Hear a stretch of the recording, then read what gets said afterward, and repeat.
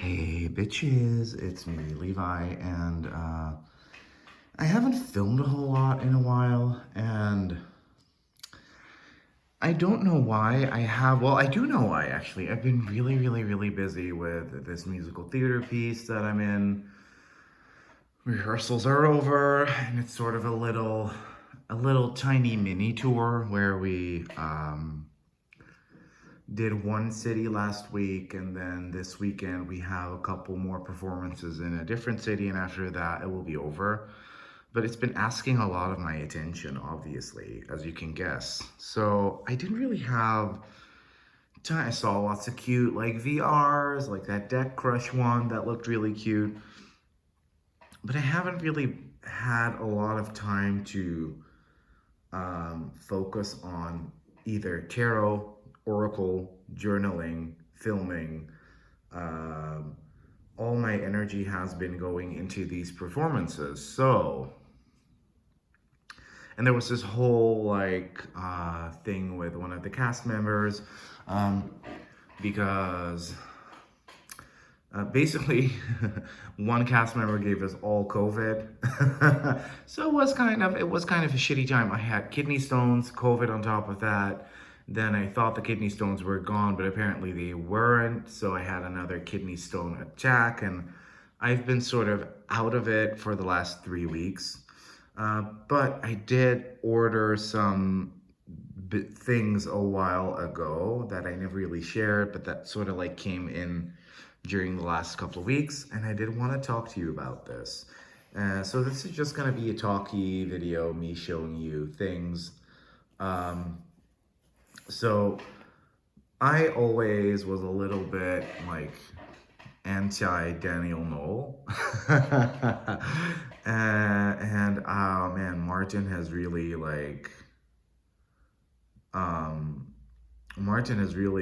made me like fall in love with all of her work. And at the local metaphysical store, which is a very regular store, but you know, the lady who owns it is really cool. And she had this, like the Star Child Tarot first edition with the teal front. And I was looking through the deck while I was there because I was like, I already have the Akashic edition. I don't need this. I don't need this. Has a cute little guidebook.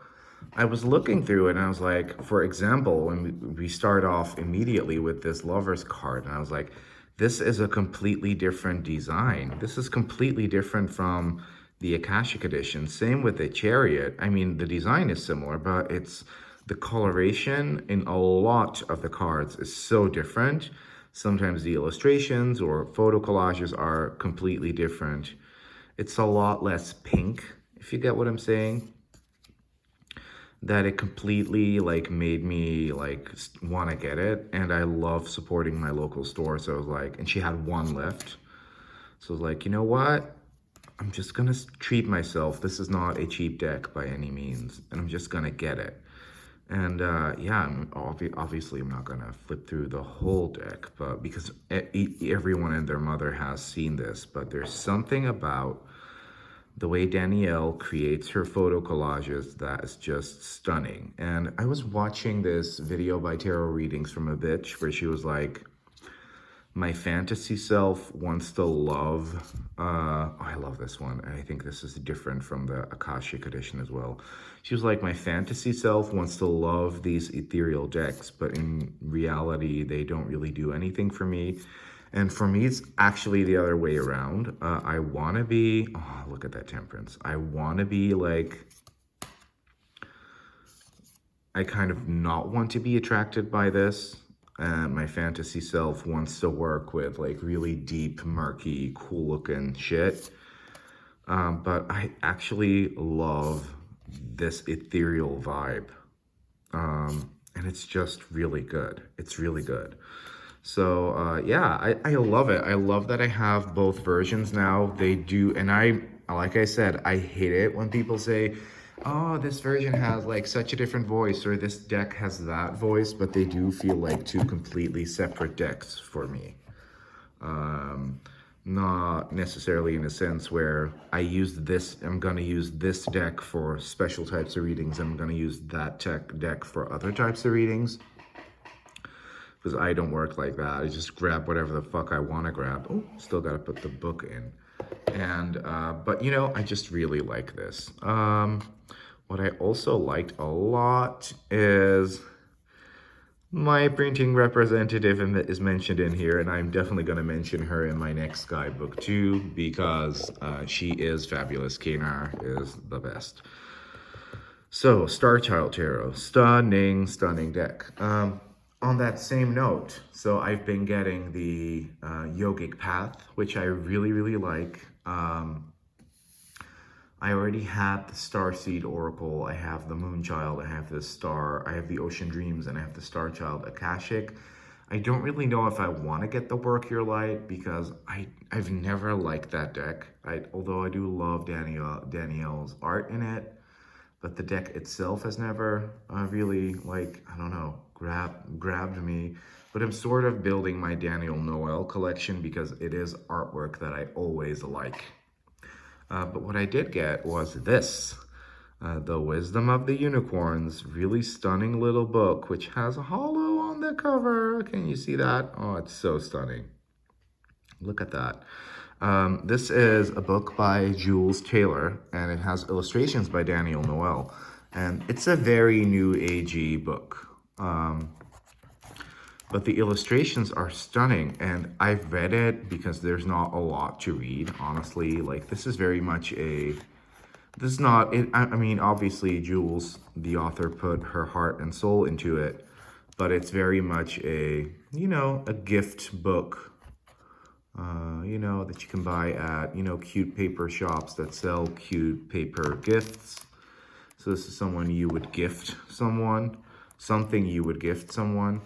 But all I was thinking while I was reading the book is like, this almost reads like an Oracle deck guidebook.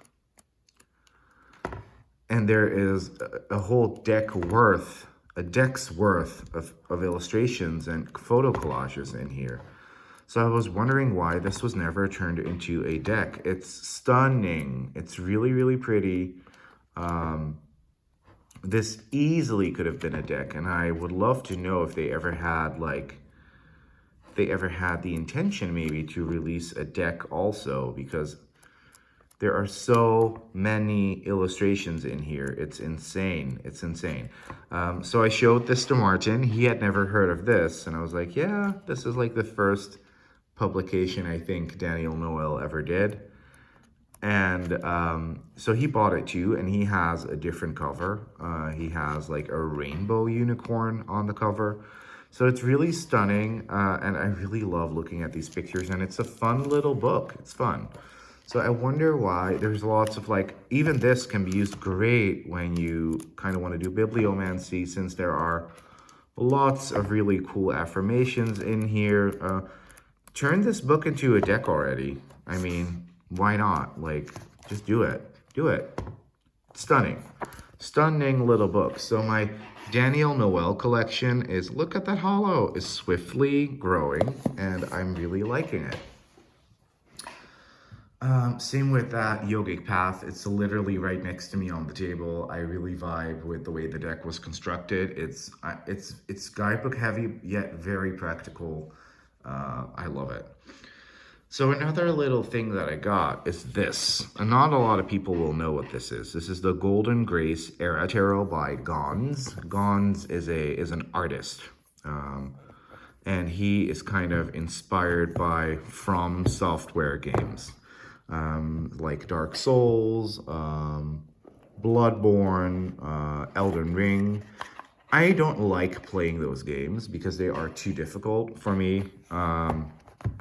I love gaming, but I'm more of a relaxed story-based gamer. But this deck was primarily inspired by the Elden Ring art. We got these cute these cards right here that look really cute. You get this little postcard that he signed and he wrote my name on, which I thought was really cute. You get a little introductory pamphlet, which is cute. And then, of course, you get a full tarot deck. Now, I have to tell you, and I already knew this before going in, Gons is, you know, an artist. So this is very much what you sometimes will see more often when artists do a tarot deck. You know, this doesn't look super heavily laminated. The cut is really rough. So this is not built specifically with a tarot reader in mind. It's more of an art deck. All the majors are illustrated, all the minors are pippish, and the pips are a bit copy-paste, as you can see. But I don't mind. I saw this art and I was like, yes, this is cool. I really dig this. I really dig this man's style, and I feel like I want to support a European artist who, you know, was brave enough to just have this printed without being in the tarot community at all, and it's selling like crazy. I feel like a lot of people want to use this more like as a cosplay thing, I think, or as something to look at, but you know, all the cards are there. I don't know a lot about Elden Ring, so you'd think, why would you get an Elden Ring? I just really like the art.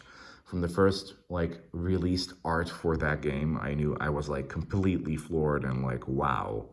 And to have art inspired by that, because obviously you can't say it's an Elden Ring tarot because he doesn't have a license, but to have art inspired by that is just amazing. And yes, it is pippish, but then again, a lot of older Fournier decks have pips like this as well. For example, the Louis Rojo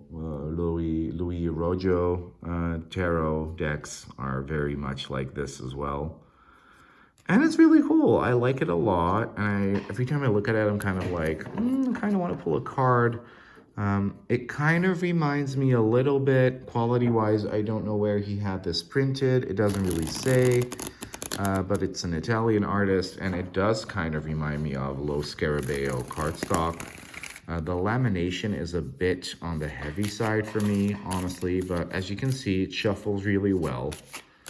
I'm shuffling around my camera now, so yeah, obviously that's not gonna be the most comfortable way of shuffling, but you know, that's cute. She's cute, and I got some pretty cute card pulls from it. And I don't know, I just liked looking at the art. I love that we have like a separate back design. Not the biggest fan of it, but I do like that, you know, an effort was made. So we get, what do we get? We get 9 of Cups, so gratitude, happiness, fulfillment, love it. But yeah, this is a really, really cool deck, and I like it a lot. Look at that, look at the Fool. Like, I don't know, it's just so cool, sort of that medieval / Nordic look. It's cute. It's a cute little deck. I feel like this may become a collector's item in the future as well, because he's not going to have these reprinted by the dozen. And I just think Gons is really a really cool creator. So I got that in, and I was really happy with it. It didn't cost me an arm and a leg. Shipping from Italy was affordable as well, so I liked that. Another thing that I got, which I won in a giveaway that I'm quite excited about, is Angels of Healing and Hope by Ellen Valladares, illustrated by Jasmine Westwood. Now, I have Ellen's and Jasmine's Hummingbird Oracle, which I loved, but in my review, I did have some notes regarding the production quality, and I don't know who at Schiffer Red Feather watched it, but they listened. The box, stunning. We have spot gloss. We have a matte box.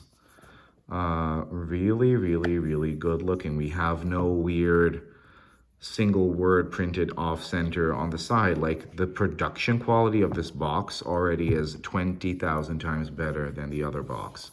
The insides are stunning. We get a gorgeous guidebook that also has the spot gloss on there. It's full color. It's on really high quality paper. Good stuff. And then we get to the cards, and once again, Red Feather Publishing, I hope you're listening. This is the cardstock that we want from you. This. It's UV matte lamination, which is really good quality matte lamination, perfect thickness. The gilding is, well, the gilding is, but you know, it's mass market. What else can you expect? But you know, it looks like it will hold up. And then the thickness of the cards is really good as well. I love the back design. That looks really good. It shuffles really well. And this deck differs from the Hummingbird one because this one doesn't have necessarily... the Hummingbird one had a pretty long affirmation on there.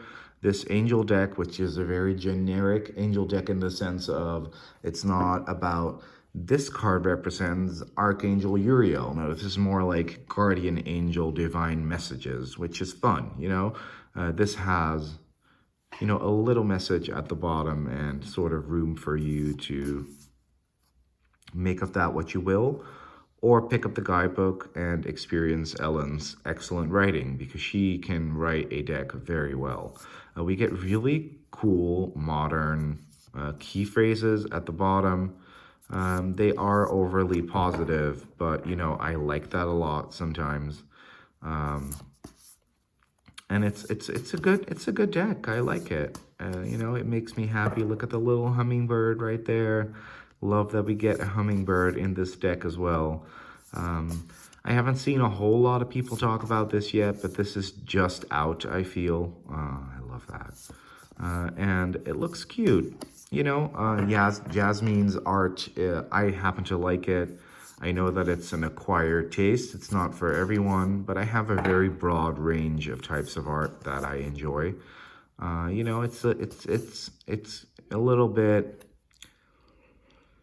It kind of brings in a bit of nostalgia for me, I think, the way Jasmine creates decks. So, and together with Ellen, they're a really good team. I like it a lot. It's pretty, and, you know, it makes me happy. It makes me happy. I really, really wish they would have printed the Hummingbird Oracle similarly to this, because if you're watching, this is how we want your decks to reach us.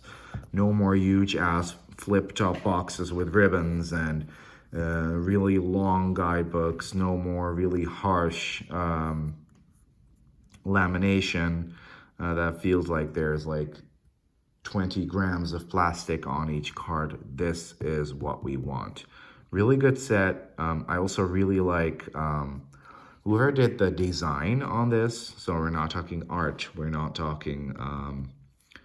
writing, we're talking product design on this, did good, especially also with the font choices, the way everything was aligned on the box. Like, this is what I would expect from a publisher whose work is publishing stuff. So good job, Red Feather, and good job, Ellen and Jasmine. The last thing I wanted to show you is this one, The Star That Never Walks Around. This is an oldie by Wiser Publishing. I gotta open this box off camera because this is kind of a hassle a little bit. It does have thumb tabs, so because of the square shape, it doesn't always come out right. But yeah, The Star That Never Walks Around by Stella Bennett. It's a Native American tarot package, which comes with a really, really chunky guidebook, which is interesting. And a deck that clearly shows us that we are very spoiled nowadays. So this is from 2002. And back then, you didn't really have 20,000 different types of cardstock. It was either US game style cardstock or this more glossy one. And this is a deck, I can tell you for sure, a deck like this would never be released again in today's market. It's kind of, you know, the art is, I love the art, but it's a little hokey pokey homemade, you know, like it's not super refined or digital, or it's very raw, but that's what I like about this deck a lot.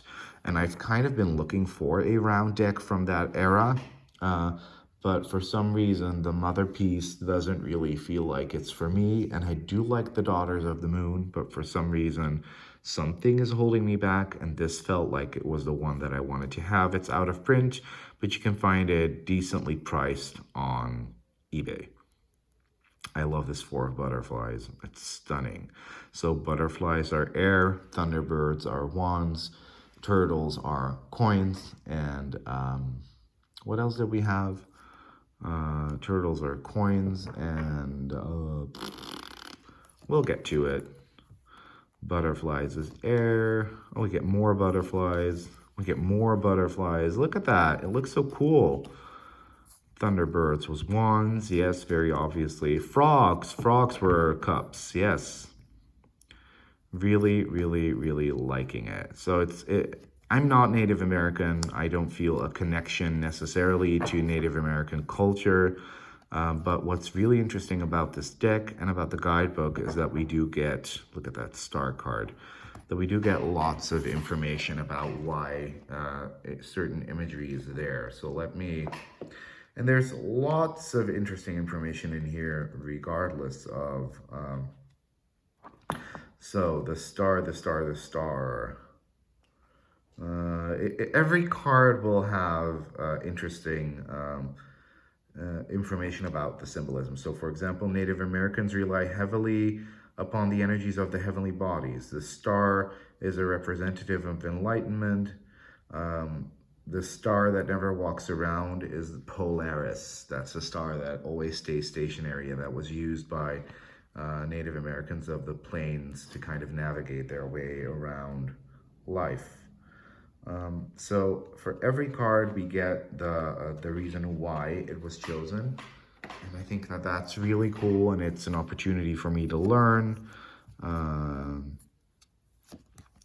And I don't know, it looks cool. It looks really cool. It looks like something special, something from olden days, something with a lot of raw and pure energy in it, something with intent. I mean, look at this. Look at this Two of Pentacles. It's really stunning. I love the layout of the card where we have this stick separating the card meaning and information from the illustration. I can see a lot of people not liking that, but I do. And it's just a really special little deck. And I also love the backs, and the cardstock is really thin, but it's also not that big, and you can shuffle it quite easily. I love shuffling round decks because you have to put your whole body into it. You have to use your whole body when you want to use it. You can riffle shuffle it fine. I never riffle shuffle just with hands. I do what people would call table or corner shuffling, you know. And at the end of the day, back then, especially in 2002, when we weren't talking about cardstock and stuff that much, that is what decks were created for. They were created for usage, functionality, being able to handle them, being able to use them, creating them in a way where they would last a lifetime, hence the lamination. And also very much, you know, you didn't have 20,000 decks coming out a year. You didn't have millions of people taking up the tarot as a hobby. This, even from looking into the guidebook, this deck was very much created with a professional tarot reader in mind, which I like a lot. She writes in here for beginners, but there's a lot of information about how to give readings professionally, and I really like that. And I don't know, I just think that this deck is really dope, really special. It is of its time, and it's stuff that you won't really, stuff like this just doesn't get released at all anymore. Like, well, the latest thing I could think about was maybe that Kantiji Oracle, which I also own. But you know, it's really special. Publishers don't really do that anymore. They don't really dare to be different. Anyways, I will be logging off for today. I need to kind of gear up for my performances tomorrow, get my outfits in order, and I will see you guys when I have a life again. Thank you very much for watching, and bye, bitch.